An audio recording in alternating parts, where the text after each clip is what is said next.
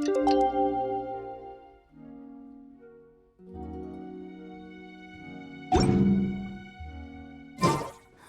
like it's about time for us to meet up with Ganyu. Let's head to Eugene Terrace.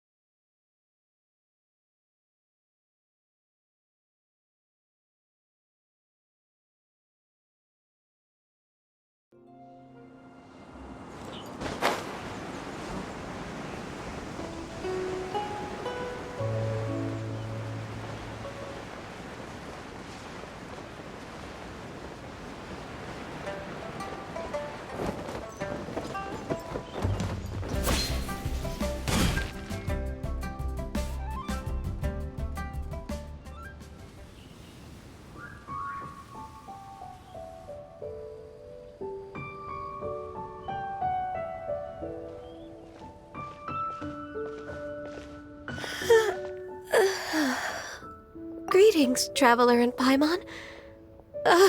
What time is it? Are you okay, Ganyu? You were nodding off there.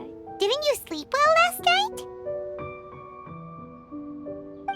I'm fine. Don't worry about me. Let's discuss the matter at hand. Since last time, I've been thinking a lot about the story Paimon told me. In essence, someone rescued a drowning man and performed some music. If that were all there was to it, it could have been many people, human or Adeptus. But the tune was allegedly so wonderful that the drowning man forgot about everything else, even his own impending death, and only came to his senses after being brought to shore.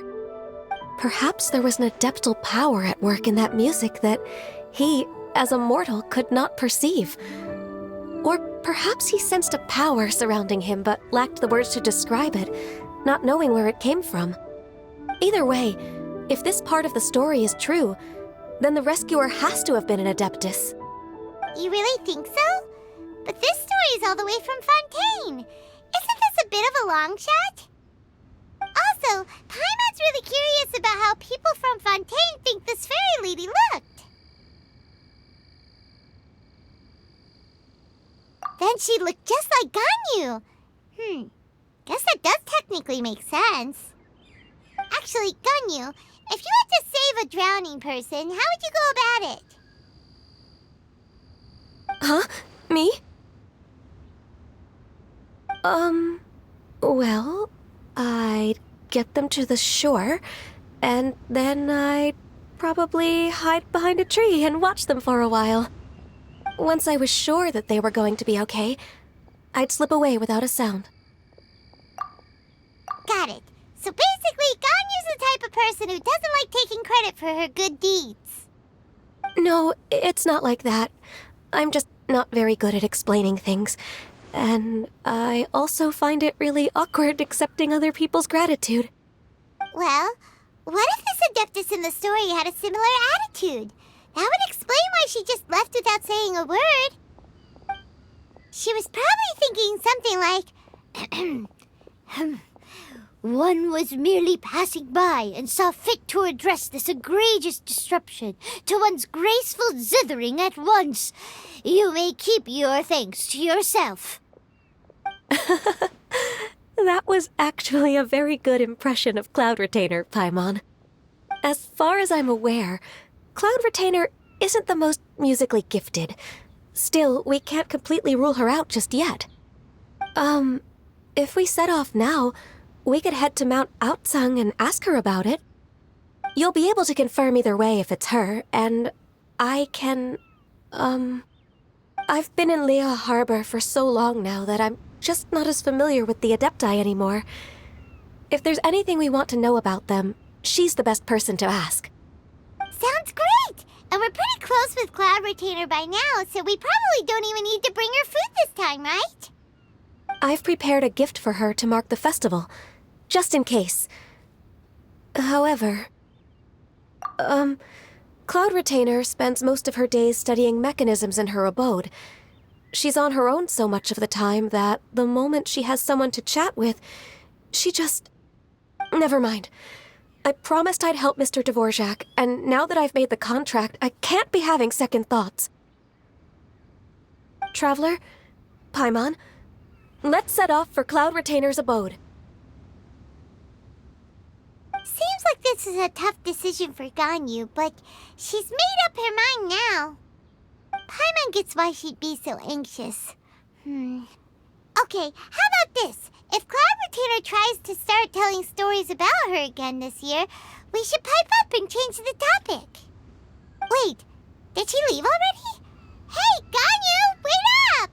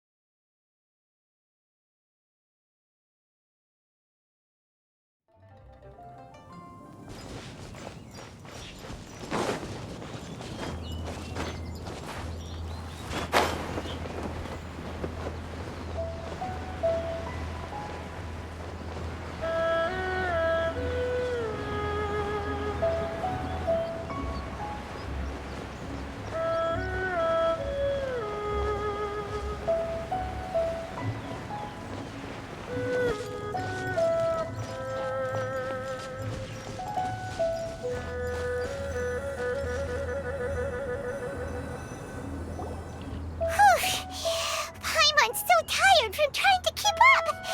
Don't either of you need to take any breaks? I can't believe it. Cloud Retainer is not here. Huh? Did we miss her? She doesn't like to travel, so in the past, it's always been the other Adepti who come to visit her during the festivals. Somehow Paimon doubts that anything could cause serious trouble for her. True. Now that I think about it, Cloud Retainer would be quite capable of taking care of anything on her own. There's no need to worry about her. Since she's not here, I guess the next step is to check all the other Adepti abodes, one by one. Uh-oh. Will it involve a lot more traveling?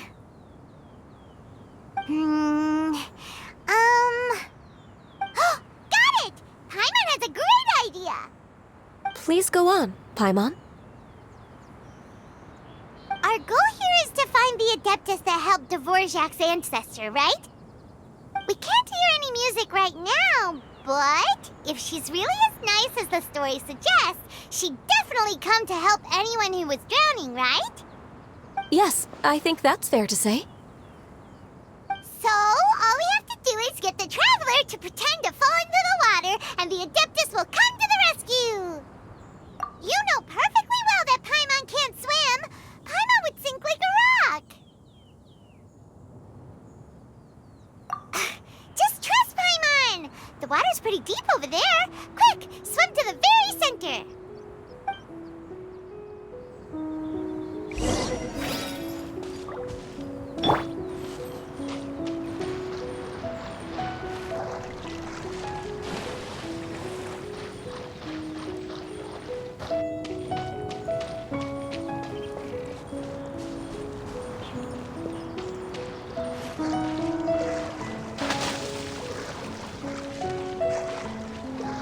Help! Help! Someone's drowning! If only there was a kind-hearted Adeptus here to save us! Oh no! Whatever will a Paimon do?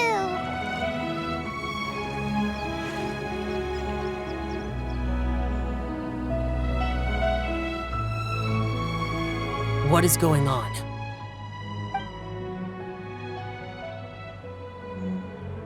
How do you feel right now?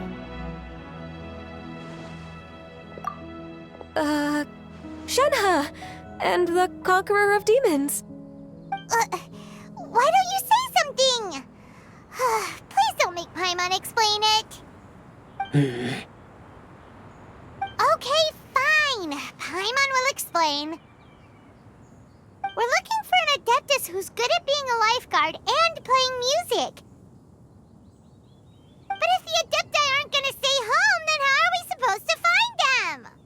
It wasn't me. Yeah, so this Adeptus is most likely a woman. And I am not an Adeptus, as you both already know, Traveler and Paimon. Okay, so this is Paimon's fault. No way Paimon would have suggested this idea if she'd known how awkward this was gonna be. Glad you're okay. As far as I know, the one you seek is no Yaksha. And one last thing. Your actions here caused others a great deal of worry. Do not repeat them again in the future. As ever, the conqueror of demons comes and goes, just like the wind. Right. I didn't dare to say a word just now. How's your training going, Shenhe?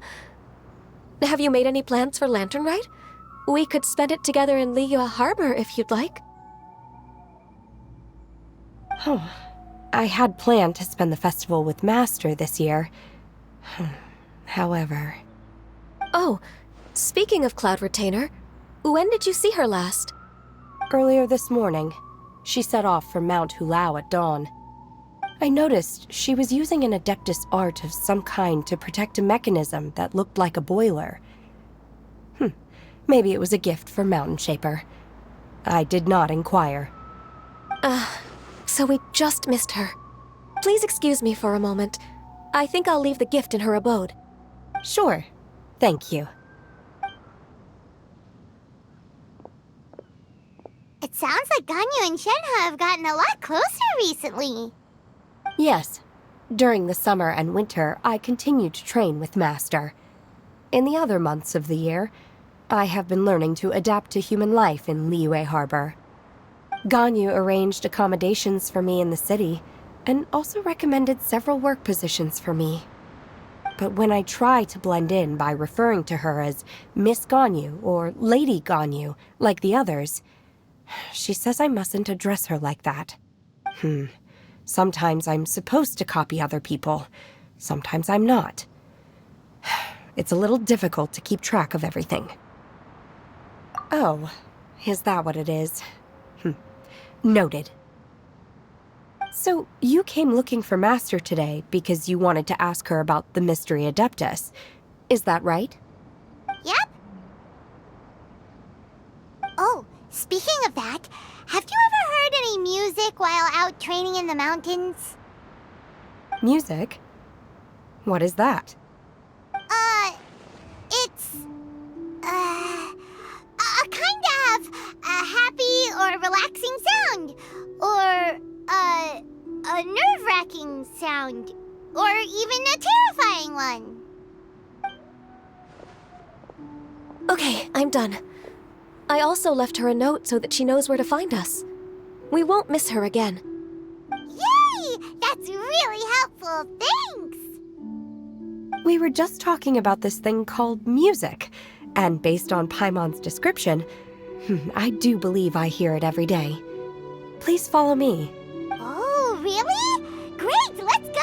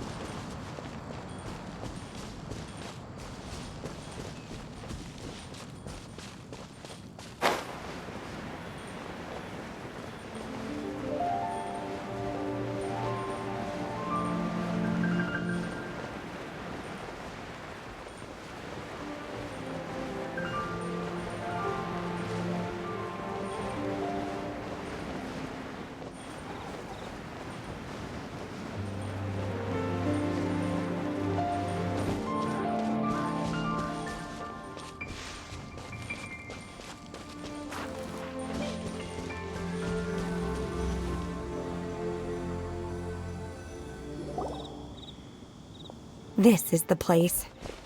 I enjoy training here to the sound of music. Oh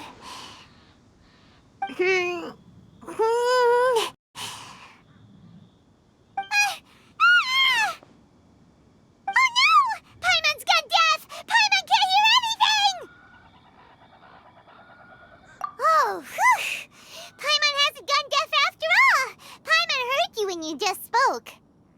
Anyway, where is this music?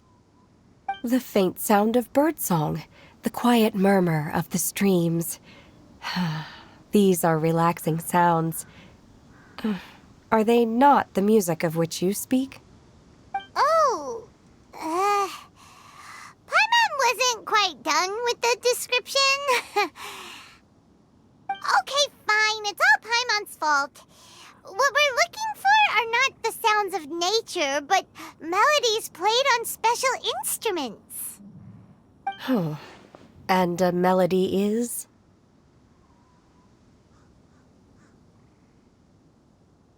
Huh? Hey, why don't you just sing that one melody Shen has heard before? It'll probably help her to understand what we're talking about.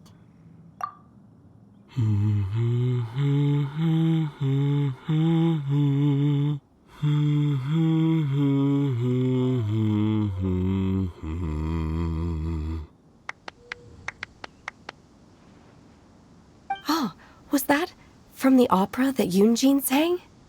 Mm-hmm. That was a melody, and melodies can be called music. It felt like I was transported back to the past. In my mind's eye, I could see the Zhao lanterns lighting up the night sky again. We're all there, raising our glasses and drinking to our heart's content on the Jade Chamber. As I watched Yunjin's performance, I felt a warm sensation in my heart. And as the drink reached my stomach, it went from warm to hot. When you hummed that melody just now, feelings from a whole year ago came right back to me, as strong as they were on that day. So that's the power of music. Wow, Shenhe. That was so deep! Music definitely has the power to bring up memories. It's like a time capsule with all the special moments from our lives squished inside. What about you, Ganyu?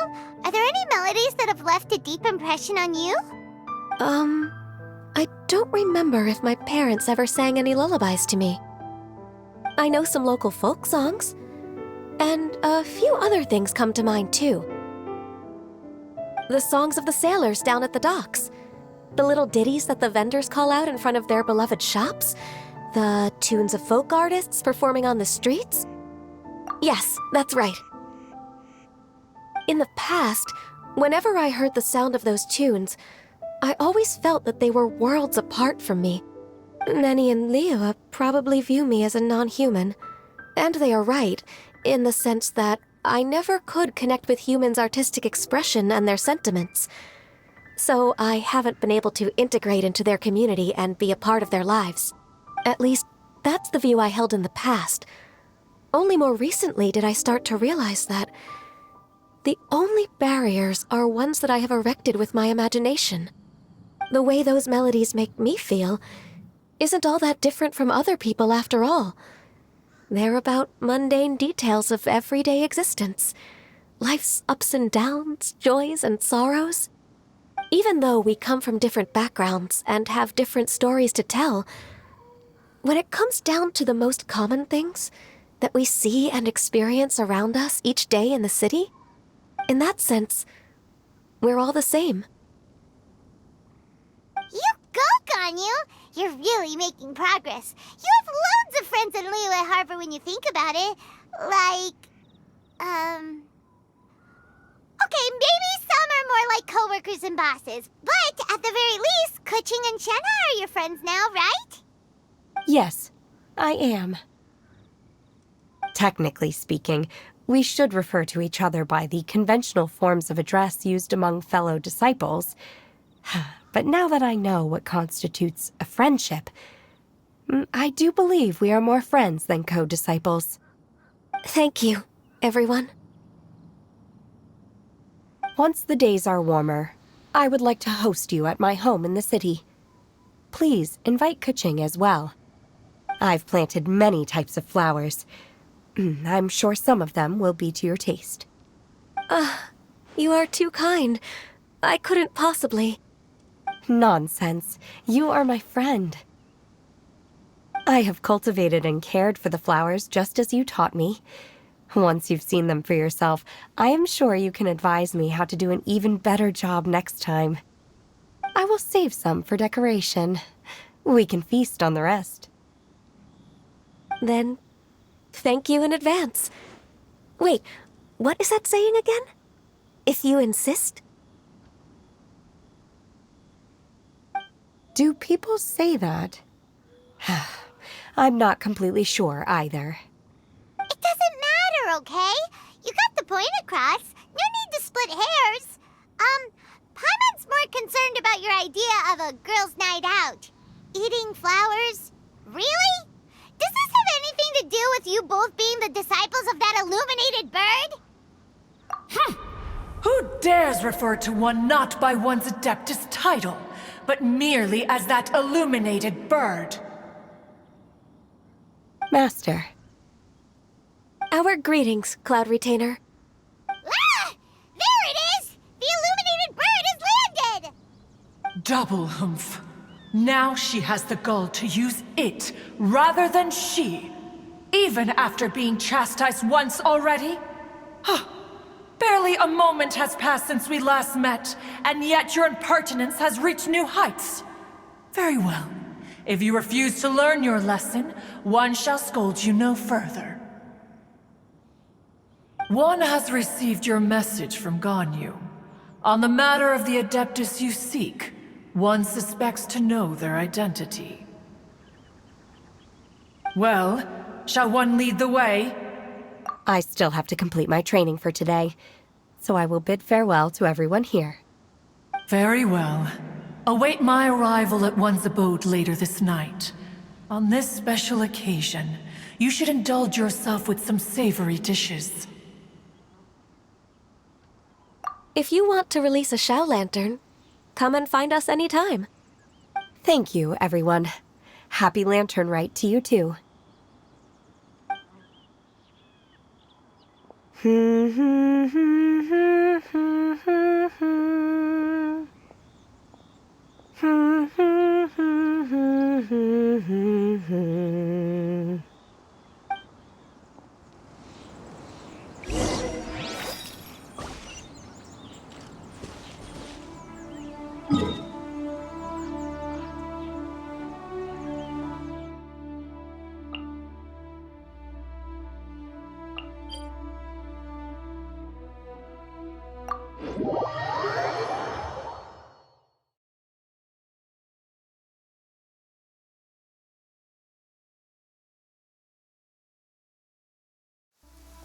Oh, good.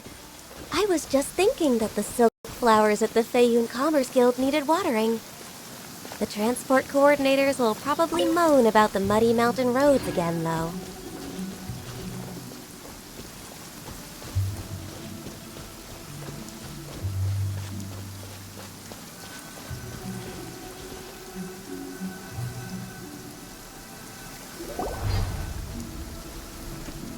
Is this Quaily Plains? Cloud Retainer, why did you bring us here? Ganyu is of course familiar with the name Guizhong, but have you ever heard of her? Guizhong is another name of Agentis, the god of dust. She was extroverted in nature and adored social gatherings and inventions alike. Long ago, this region was yet a prosperous assembly. Guizhong often invited her friends to visit her home, reserving for us seats around the largest stone table. Sea Gazer would always bring out his latest treasure and place it upon the table.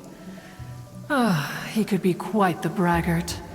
Though usually a mild-mannered fellow, when it came to those collectibles he was so fond of, he always loved to show them off. Paimon remembers that name.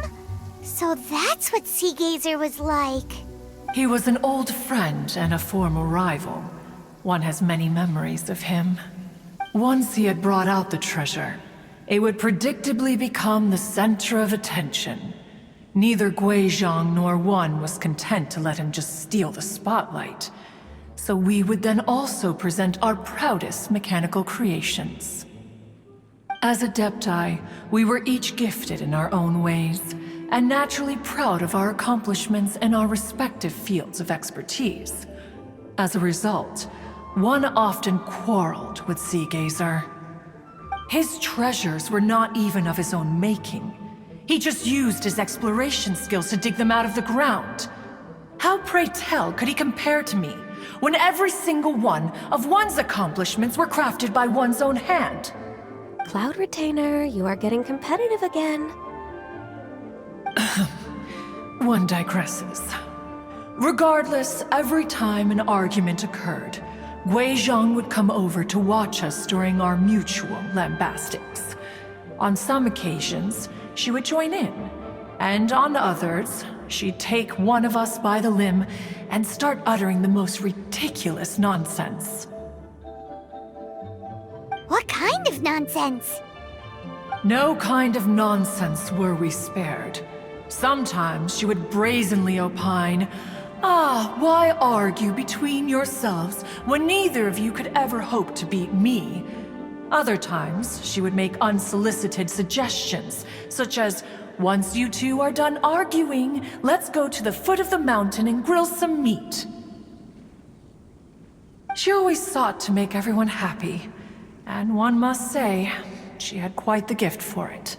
No matter what nonsense she said, one never felt bothered or offended. It also helped that she never referred to one as that illuminated bird or ladybird. You... Come on, get over yourself!